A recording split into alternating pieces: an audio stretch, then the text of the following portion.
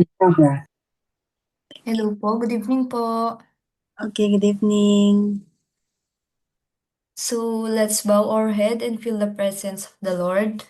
Heavenly Father, we thank you for this day. Thank you for allowing us to gather here again as we have our online review. Father God, we pray for clear mind, knowledge, understanding so that we may absorb all the discussions. And we also pray God, our families, friends, at sa lahat po ng may pinagdadaanan ngayon. This we ask in your mighty name. Amen. In your Father, Son, and Holy Spirit. Amen. Good evening po. Thank you, Rowena. Okay, so let's continue the AICP. May naka-perfect ba dyan? Ano yung highest, no? So let's continue discussion on AICP and the strategies that we can make use of out of these questions. So, okay, I think we are in number 28 na dyan. Yes, ma'am. Okay. So, this is really very American question kasi wala naman tayong, we don't have terminologies like power towns, mga ganun, ano? So a power town, by the way, is a big area, no? Big area where many big boxes store. Again, big boxes store is not really a terminology that we normally use in Philippines.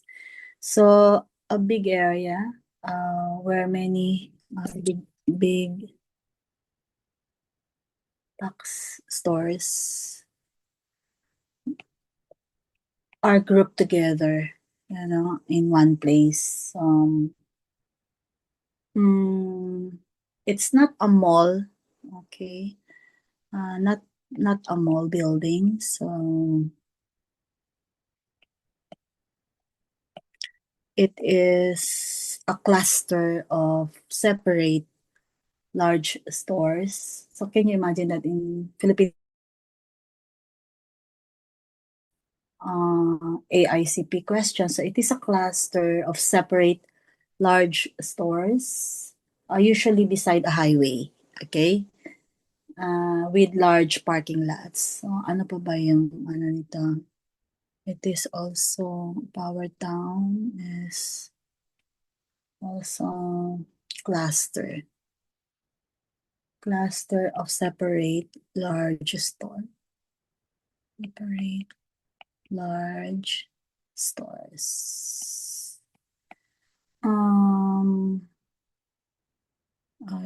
Usually beside a highway with large parking lots. Okay. Usually beside a highway with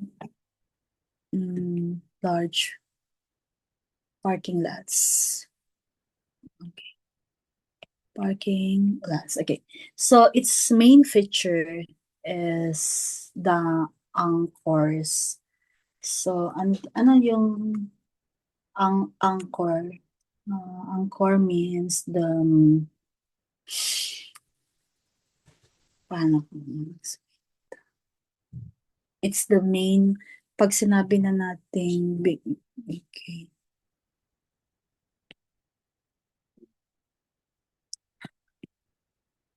So, anchor there kasi yun yung main feature. So, main feature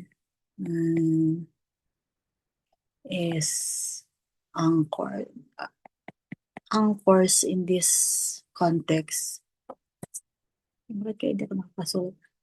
Anchors in this context is the main big tenant. Main big tenant in a shopping area. In a shopping area.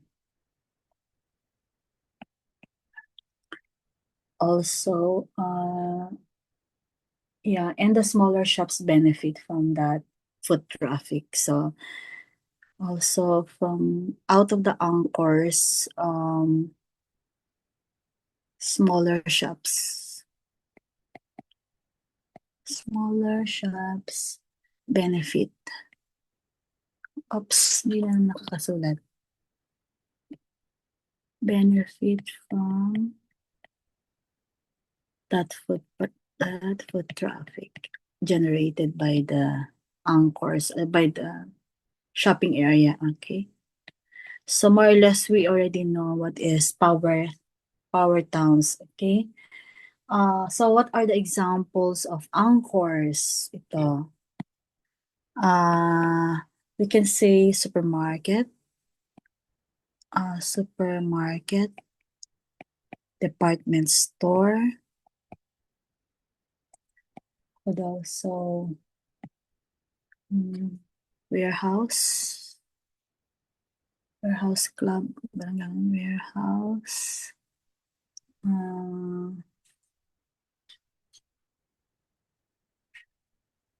Ano pa ba?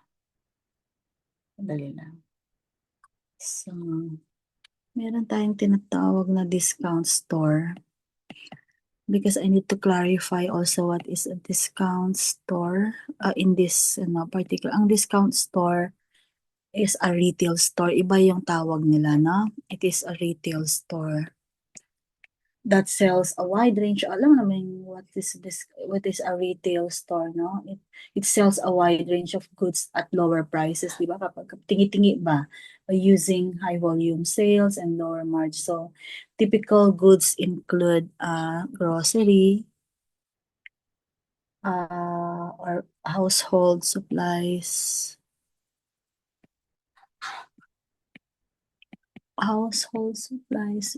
basic clothing, mga ganun. Toiletries, etc. Okay? Toiletries. So, you can imagine na. Okay? So, ano yung answer din dito? Are likely to include, di ba?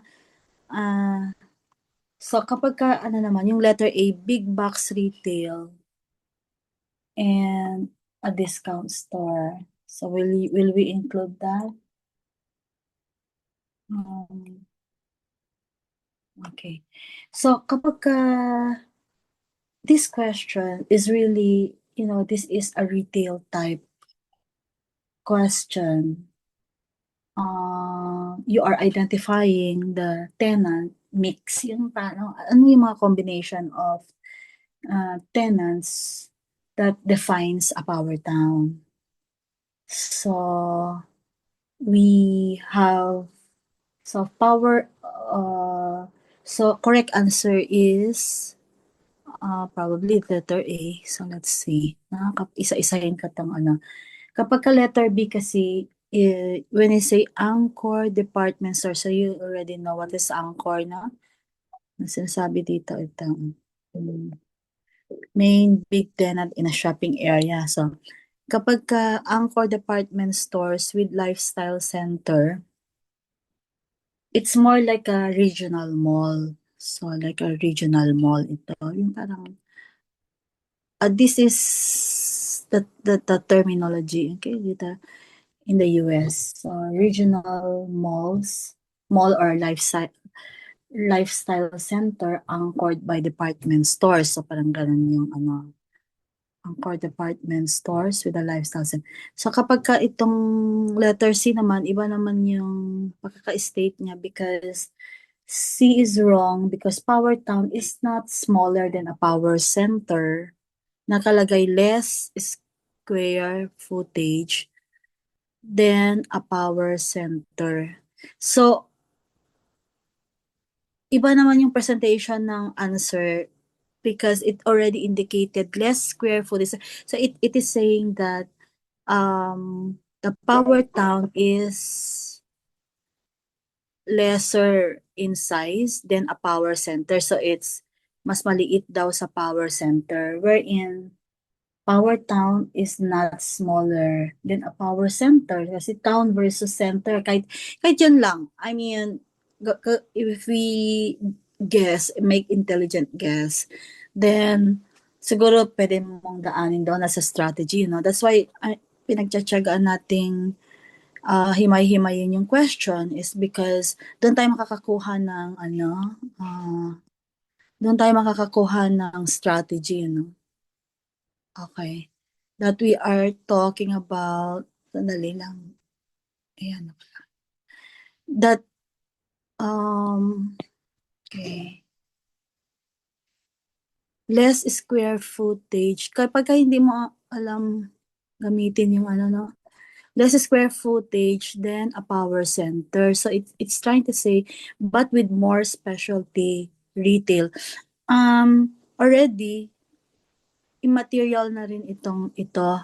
But it's already, dito na nakakuha ka na ng idea that Power Town is likened to an area or to a place smaller than a power center, when in fact power towns here in this case versus power center, these are urban planning terms, so it is still, this should be, alam ba, PT, PC, it should be larger than PC. So here, less square footage than a power center, when in fact, power town should be bigger, okay? But with more specialty retail, pag hindi mo pa rin makuha yung, nagbigay na siya ng key idea doon, but with more specialty retail. I don't see any, doon, Now, if we go to letter D naman, letter D is describing, okay, extensive office and hotel square footage. It is describing a mixed-use center and not a retail power format. So, nakita mo ba yung niya? Kasi Power Town is a big area. Minali lang niya yung letter C, but specialty, it could be, pasok pala siya doon dapat, pero ito, contradicting na yung kanyang sentence. So, if you encounter, not necessarily na ganitong klase, ang gagamitin ninyong strategy is to check, dapat mag-eliminate talaga kayo dito in terms of how we define power towns. Kapag ka na-establish mo siya, kasi power towns are likely to include, diba? To include. So, aalisin mo na yung mga nagpapagulo, and then you cannot include extensive office and hotel square footage because D is describing a mixed-use center, not a retail power format. Parang ganun. I'm not sure if if I can convey it exactly as how you need to understand it. But for sure, in board exams, you need really to define first. And then, so if you were able to define, then what are those things that should be included in a power town? Parang ganun. So, between A and B, because B is regional mall, di ba? Anchor department store with lifestyle center defines a regional. So, ang natitira na lang ito. But, of course, hindi natin maintindihan talaga yung big box retail na yan. Because A is Power Town. Power Town is essentially a big box driven retail cluster. Yung madaming di ba? Cluster, ito. Cluster of separate large stores. So often an expanded or upgraded version of a power center. So yung power center, once you upgrade a power center, then it becomes a power town. Parang ganon. So it is smaller. So the best signal or the best idea or the best hint or tip dito sa mga ganitong klaseng question is when you are seeing now the big box retail plus a discount store. So what do we mean? So what do you mean by that? Because we are selecting, okay, just a moment. Paano kaya? I'll just look for the meaning of this one. Kasi parang no, parang very tricky pa din because we don't use them as a terminology in the Philippines. So this one is with a lifestyle centers, medyo mataas na yun, no? So hindi siya hindi siya separate, wala siya sa cluster, and then less square footage is may mali na doon sa first first sentence, first phrase, then extensive office so we eliminate extensive office and hotel footage or hotel square footage because it does not describe, or it is not a retail power cluster. So, okay, so paano pa to? Why the others are wrong means that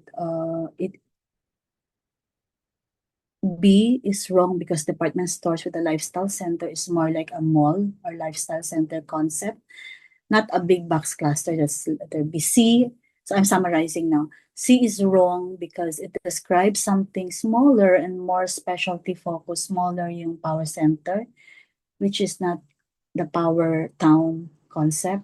And then D is wrong because office and hotel space describes mixed use. Okay?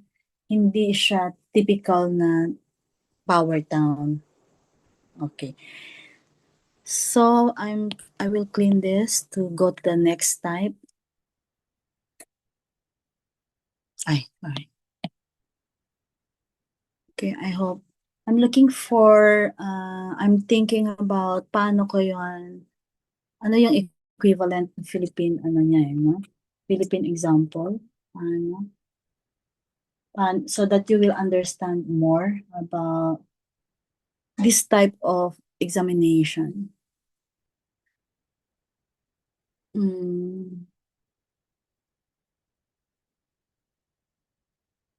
Probably the type, pwede rin yung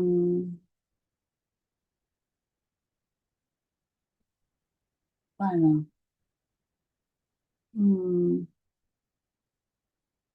Pwede rin yung along, halimbawa, di ba, sa C5,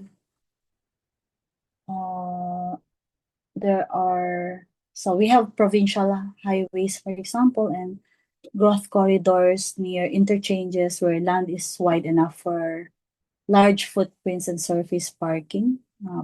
Parang hindi siya. Later na lang. Later na lang, okay? Mag-isip ako ng pwede kong itapat dito for this type, and then we use the same strategy. Okay. So we can go to number 29. The Washington, D.C. Greater Mall Area is an example of, okay, there are 4 choices. Paano mo a-answeran yung ganyang type of question? Diba yung City Beautiful? Do you remember yung City Beautiful movement? There was is it like an exhibit? Okay. For 28, for 29, we use the question is really, it tests you whether you can match a famous place to a classic planning movement. Kasi planning movement kasi yung itong City Beautiful. Then we have Garden City, City Factional, City Efficient. So these are all movements, so planning movements. And so Washington DC is sabi niya, greater mall area. Because the place itself, makita mo talaga na greater mall area. So the place itself is the clue. Because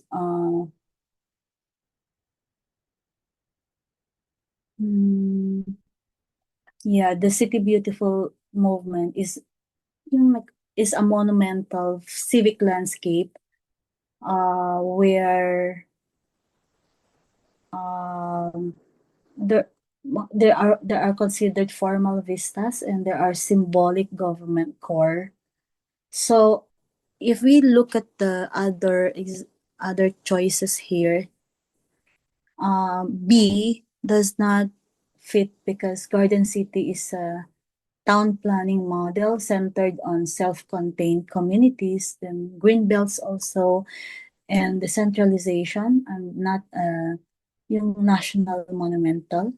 Parang hindi siya yung description ng City Beautiful movement. And then for city functional naman, it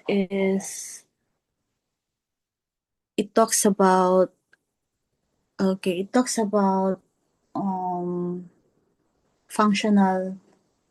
functionalist modern planning. So functionalist modern planning. Then city efficient. Yung city efficient naman is about, kalimutan ko ito nga natin, letter D na ito.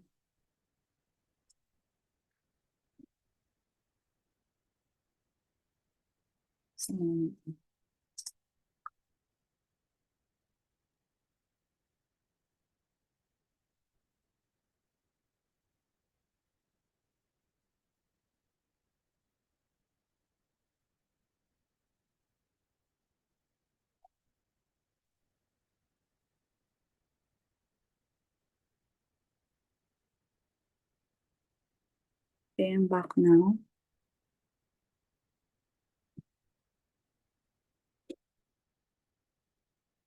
Okay. Maririnig pa din ba ako, Jen? Yes po. Okay. Yes po, ma'am. Okay. So, when I'm not sure if all of you here was with me during the discussions on planning history, that there was a movement known as city efficient, and then ano pa ba yung mga iba-ibang mga movement. So we need to go back to that particular discussion on city efficient, city functional, and then garden cities and city beautiful, because if you mean city functional in that question, it's basically the idea of planning is efficient. So by the word itself, nakalagay city efficient is about efficiency. Ito yung focus of the movement. So they are responding to, this movement is responding to a concern. Halimbawa, ang sinundan niya ay city functional, and then there's a weakness of that particular movement, and that's why city efficient movement was created or was established, because it pertains to responding to the call for efficiency and function. Although functional naman yan, but efficiency is the center. So nagbibigay siya ng nagbibigay na siya ng idea. Okay, hindi siya yung about monumental, about beautiful movement, but it's something, it is still linked to modernist planning where the city is organized. So each part has a clear job. Like for example, housing. So there are here, meron din siyang ina-advocate na separate uses. So separate uses, wherein, for example, housing is separated from industry. And then, and buildings and blocks should follow practical rules for circulation. And so roads were designed for fast movement, parang ganon. And so the focus is how the city works, not how ceremonial or monumental it looks like in the City Beautiful movement. So, yung City Beautiful movement is about, so this is the answer because it's about grand civic spaces. It's about grand civic spaces. So, nakuha ba ninyo ito in the exam? So, and monumental access. Monumental access. Okay. Now we go to 30. 30. Balikan na lang natin yung kwan later, no? Yung mga movements so that you would understand better how why it needs to be, kasi meron yung mismong, yung Greater Mall area is one of those grand civic spaces that was featured during the City Beautiful movement. Parang it's also an era. So now we have this number 30. Please linger a little. Basahin mo na yung 30. Okay.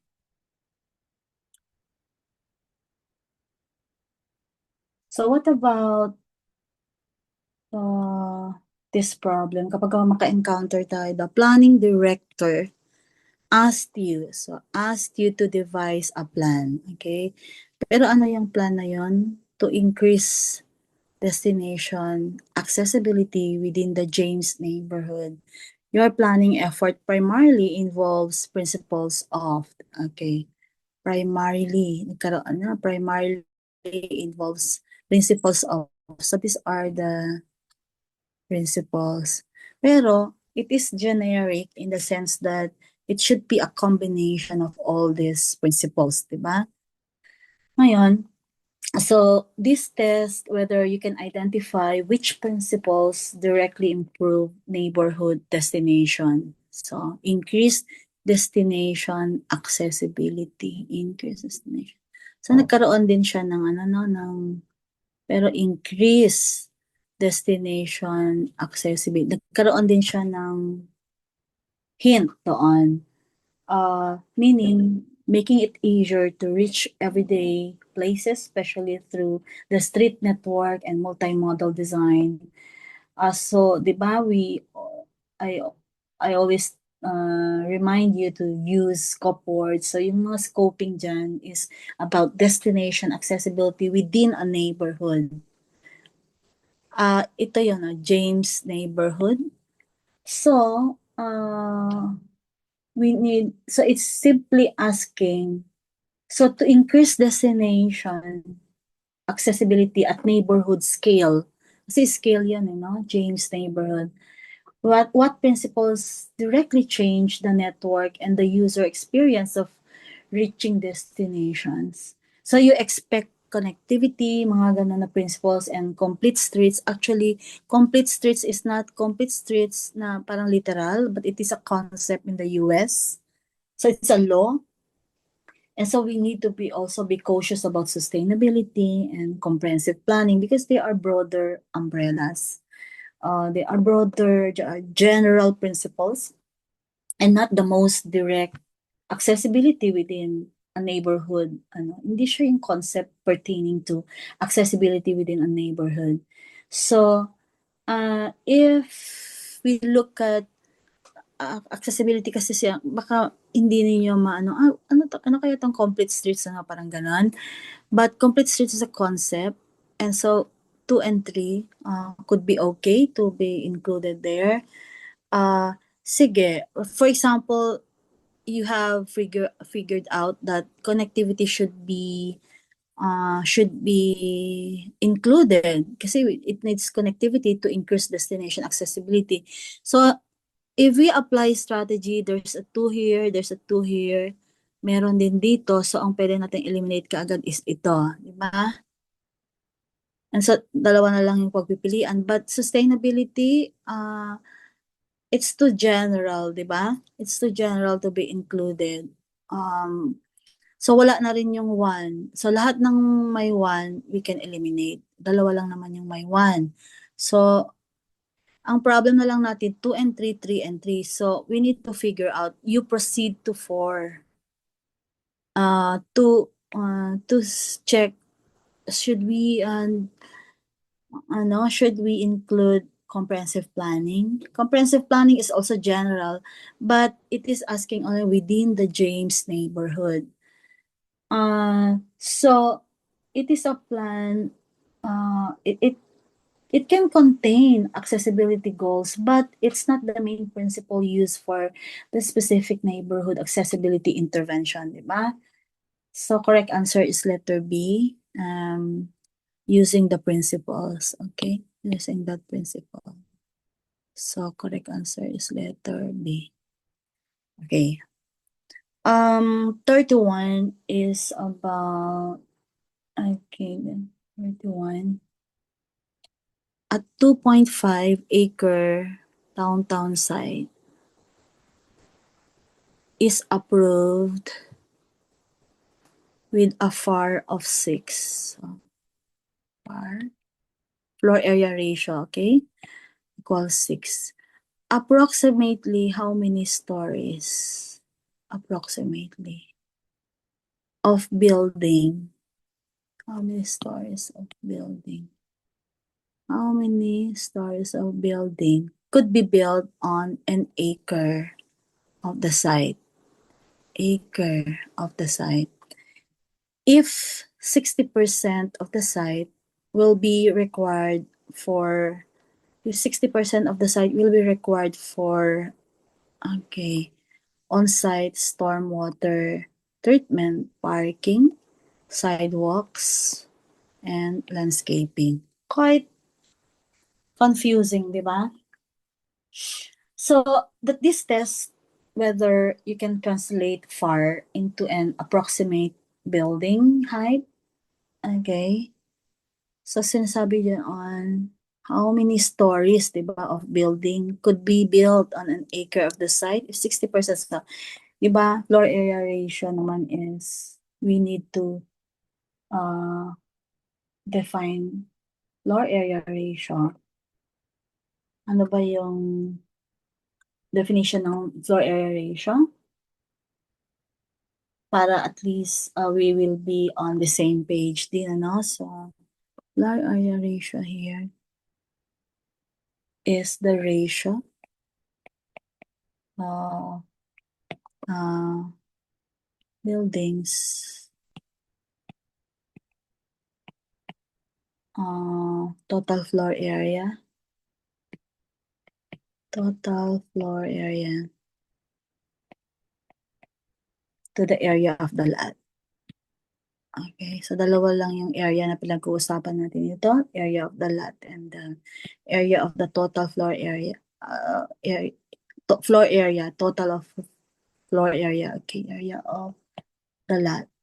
So, pag sinasabing total floor area, you have to multiply it with the number of stories. So, if the lot is 1,000 square meters, for example, and the FAR is 2, so ibig sabihin the total floor area you can build is, you need to apply the formula, di ba? So, that can be, pag 1,000. Paano natin, kasi this one is such a tricky, so, we need to do calculations muna sa FAR, paano mo, yung formula nito and how you would solve so that you can answer this one. Pero during the board exam, of course, you don't need to go through a long process, and they will not also ask you to calculate kasi for the last 2 years naman, there are no computational problems. So, okay, if I build this, and the basic formula is total allowable floor area equals FAR, di ba? Times. So, when we apply it to the example, in this question, lot size is an acre, sinabi niya eh, an acre. So, yan lang nga niya. Tingnan natin kung pwede natin makalculate sa cellphone. So, area is 1 acre. So, lot size equals 1 acre. 1 acre. And then FAR equals 6. Yan. And then, so, total allowable. So, we can, when we convert this 1 acre, so, and it's kasi stories yun, 1 acre, 2.5 naman din yun, no? So, but 43, 1 acre is, tingnan nga ninyo, correct ba ito? 43,560 square feet. So,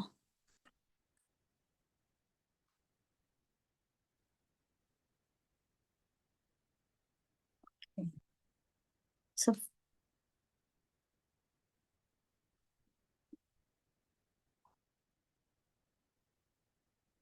So far is,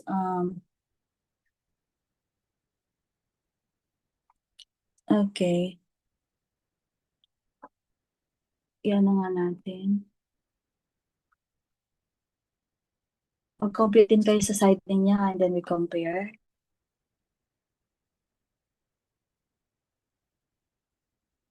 Diba kapag clean nga natin ito. Ito ako mag-compute. So, when ang basic formula kasi is, itaas natin. FAR equals total floor area divided by lot area. Diba? Lot area. So, total floor area equals FAR times lot area. Okay. So, when we try to analyze that, kasi kailangan ng analysis kasi hindi siya, we cannot do that like direct. Okay, so if you are given FAR and lot area, that then the total allowable floor area equals FAR times lot area. Pero when FAR is 6, when FAR equals 6, sabi niya dito, non-buildable area. So,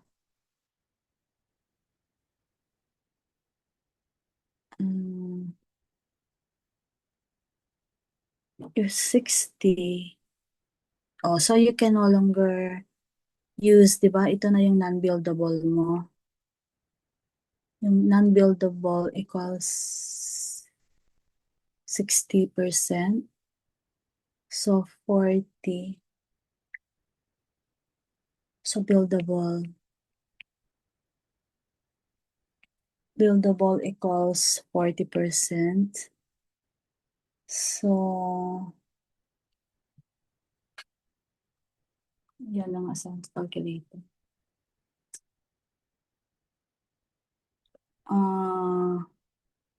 Okay. Now, if we look at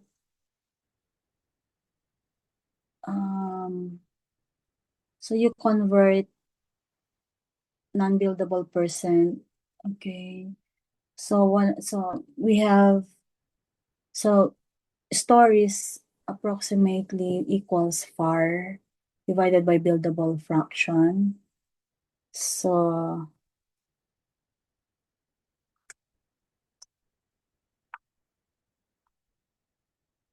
can you compute? Kung paano? Ano yung Pamuan-Will, ano?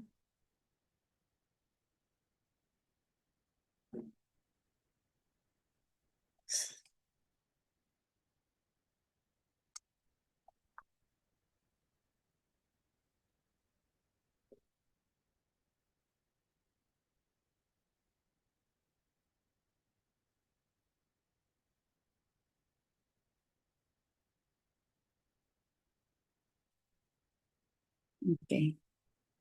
I'll clean this one para dire-diretso dito. So, when we choose, so far,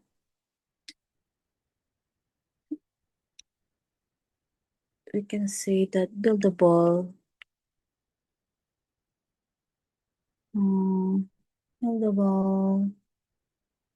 fraction. So, nakalagay kasi is equal to 1, ano? 1. To be built, sabi niya, approximately how many stories of building could be built on an acre of the site? So, 1, the buildable fraction is equals to 1 minus non-buildable, di ba? Non-buildable. So, basta mahaba yung ginagawa ko. So, you can say yung stories kasi niya, how many stories or stories, bala ng RIES or yan, stories is yung 6 nga divided by 1 minus 0.6. So, 0.4 na ito, no? 0.4 divided by 0.4. So, equals 15. Correct ba yun? 15 stories.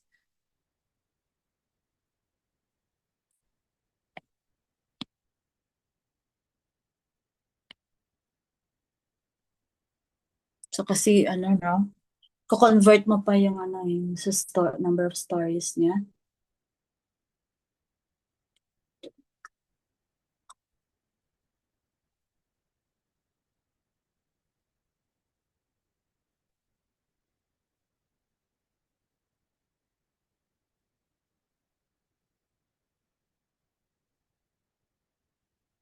Correct ba? Did you get all the 15? Anyone can unmute.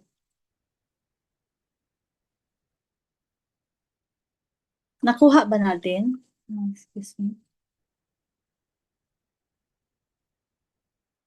Based on this formula, no? FAR equals TFA, total floor area divided by land area. So you always numerator, dapat hindi yan magbaliktad. So that when you solve for the total floor area and then you multiply FAR times meron naman yung FAR niya times land area. And so, buildable floor area. So when meron kasi siyang constraint, so you need to reduce by 0.6 because yun lang yung pwede, di ba? So when you multiply TFA equals FAR times LA, so buildable floor area now is equals to land area times 0.4 na. 0.4. But, yung floor area kasi is wala namang floor area dito. So, you need to, substitute mo yung, expressions from the earlier steps. So, yung stories niya, dapat yung stories is total floor area. Total floor area divided by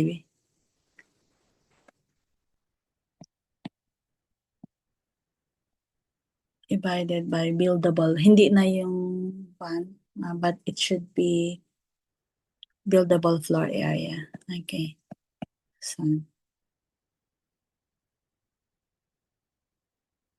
and then magka-cancel ka. So anyway, nakuha ba natin? No one is talking. Narinig kaya ako? Narinig ako, Jen? Yes po, ma'am. Oo. So, sabihin lang sa akin kung ano niya. So, kapag ituloy ko pa siya na yung stories should be total floor area. Total floor area. Diba? I mean, so, sige, i-detalye ko pa. So, stories niya is yung far times land area divided by land area times 0.40. Basta yung 0.40 lang yung isa-substitute doon na kasi, di ba, we already, so makaka-cancel yung kapag ka, yung totoong, di ba, kapag ka far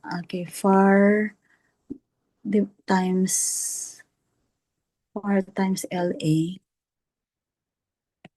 divided by LA times 0.40, di ba magka-cancel ito. So, yung magiging mo na lang is stories therefore is equal to far divided by 0.4. So, 6, di ba? 6 itong far. So, 6 divided by 0.40 equals 15.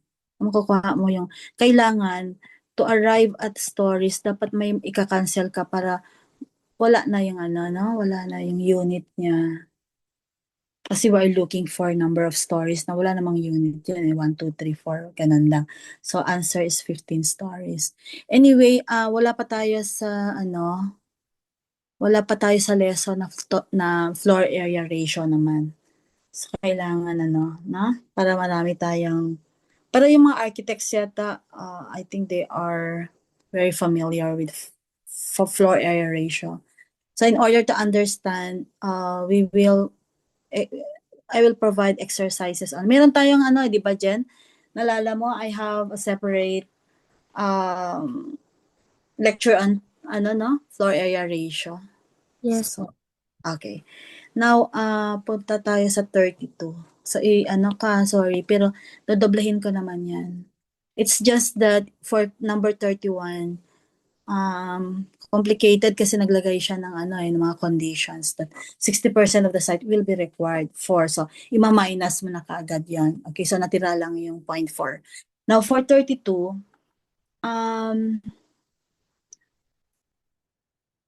okay.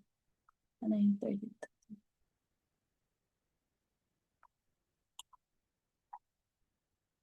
Okay, the mayor asked the planning director, okay, merong involved na mayor and then planning director to make planning decisions. Okay, make planning decisions that promote job growth.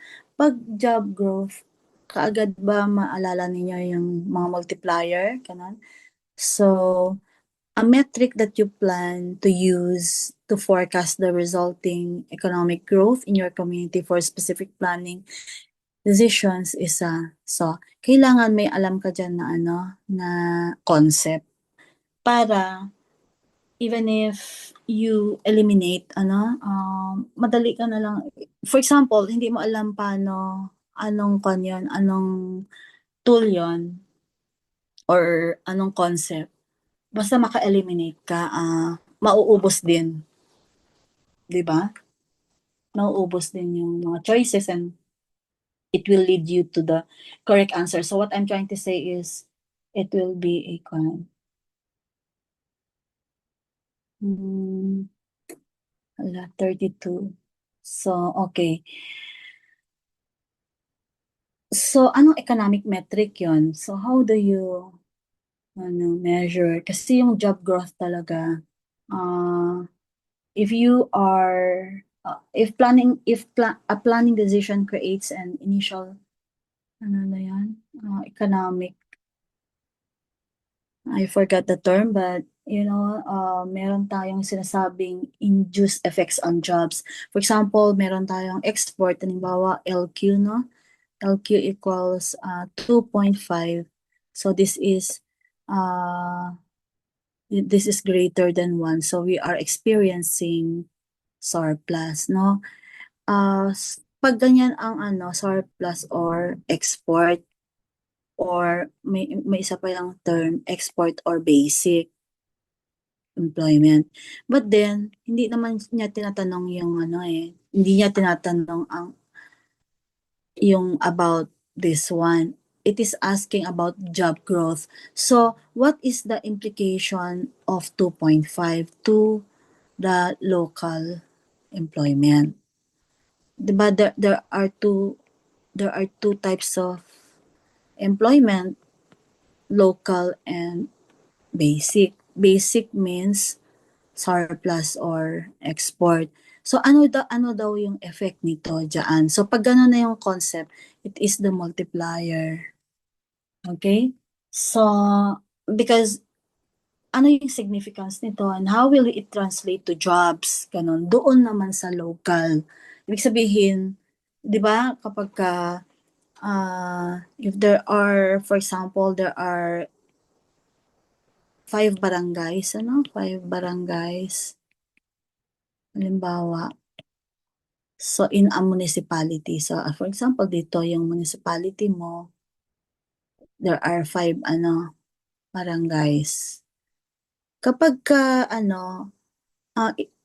we are talking about local, so ito lang yung local mo. Ito lang yung local mo. Ito yung sphere ng local mo. Pero kapag lumabas yung product mo diyan, basically we talk about we talk about export as an economic economic concept. So ibig sabihin municipality 1 ito, nalalabas mo kasi nagkakaroon ka ng surplus, ibig sabihin sobra, and so you are now exporting it to M2 na meron siyang halimbawa municipality 2, municipality 1. Meron ka namang dito, meron ka like for example na 8 na barangays, di ba? 8 na barangay. So, ine-export mo kasi sufficient na yun for the 5 barangay. So, it means that LQ is greater than 1. O, lalabas yun. Pero, if you compare it, kasi ang parent, ang parent LGU niya is P, province. So, ibig sabihin, yung LQ dito ng province is LQ, halimbawa LQ equals 0.9. So LQ therefore is lesser than 1. So, and then si M1 ay 2.5. Halimbawa 2.5. So when you compare that, the municipality is even stronger, no? So it means that you are exporting, and that this particular industry, halimbawa manufacturing, is larger than the parent. So this is what it means that, basahin ko ulit yung question, na kapag ang tinatanong ay, kasi itong benefit cost, hindi na ito cost effectiveness. We are talking about this, baka na-confuse. For example lang, you were confused about the concept to use. But the mayor asked the planning director to make planning decisions that promote job growth in the local economy. So we are talking about local economy or local employment. So alam mo na rin na either LQ or multiplier. Pero And then we continue reading a metric that you plan to use to forecast the resulting economic growth in your community for specific planning decisions, isa. Pero yung the mere fact that it is asking a decision to promote job growth, we are talking about multiplier because a multiplier is what? Ano yung meaning ng multiplier, 'di ba? Multiplier estimate how an initial increase in spending or employment generates additional rounds of local spending and supplier activity. So that's another one. But I was talking earlier about the effect of LQ greater than 1 in employment. It's one of those that that would promote job growth by strengthening that particular industry about manufacturing. And so for every increase in LQ, that translates to the how many jobs it will create in the local employment or local economy. So yun yung tinatanong diyan. Kasi benefit cost analysis tells you whether a project is worth in welfare terms or ano yung iba naman yung ano niya ng benefit cost or cost effectiveness tells you which option achieves a target outcome at least cost, 'di ba? Cost effective, 'di ba? Yung pinaka least cost. But it does not talk about job growth. Ang nagtataka lang ng job growth dito, basta pag makakita na kayo ng word na job growth sa board exam, so multiplier. Multiplier yung concept doon. Because multiplier means that, yun, ano ba yung sinabi ko kanina na, no? Kasi ang location quotient is about export, paano yung niya, no? So, where it is concentrated. So, yung multiplier naman, bawat pag-spend mo ng or how employment generates additional rounds of merong local spending talaga yan because you hire people from the locality and then of course when you are able to strengthen when you increase or when there's growth or when there's job growth happening in the municipality, people also there would increase spending. And so again, yung mag-generate ito ng additional rounds of local spending. And if it generates local spending, supplier also, the supplier activity also increases. And so meron na siyang resulting economic growth from that specific decision na tinutukoy ni number 32. Okay. 33 here. Okay. But Jen, I have a class at 9 o'clock kasi, no? So I will end in number 33 lang yun. Nasa 33 pa lang tayo. I-continue ko na lang tomorrow. Jen? Yes po, ma'am. So just for today, na i-cut ko muna doon. So 33 na lang, you have to be familiar kahit dun sa questions lang para hindi ako mahirapan, kasi mahirap i-explain. Hindi naman ito yung ganito yung board exam, but the strategy, pakikinabangan natin yung strategy. But I'm telling you, for number 32, it could be like this. It could be in this type of of questioning. So okay, I'll end here and then